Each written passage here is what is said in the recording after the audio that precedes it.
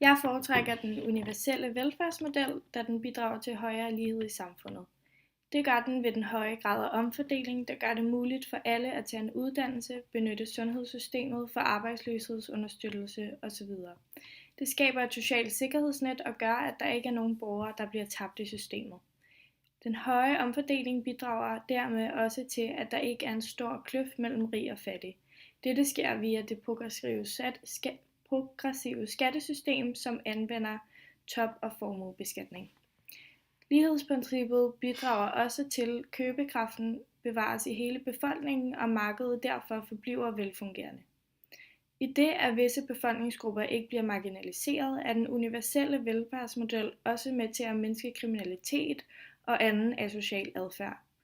Hvis man er en del af en marginaliseret befolkningsgruppe, vil man potentielt udvise større ligegyldighed over for det samfund, som man ikke er inkluderet i.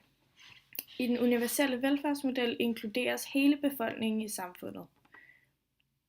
Den universelle velfærdsmodel er også administrativt enkel og gennemskuelig, da ydelserne som udgangspunkt er til alle. Dermed skal man ikke bruge tid og ressourcer på at lave individuelle vurderinger fra sag til sag, men benytter i stedet de overordnede retningslinjer, som kræver mindre behandlingstid. Det bidrager også til, at der ikke er så mange incitamenter til at snyde, da ydelserne er til alle. Man behøver ikke foregive, man er noget eller nogen, som man ikke er, for at få adgang til de her ydelser.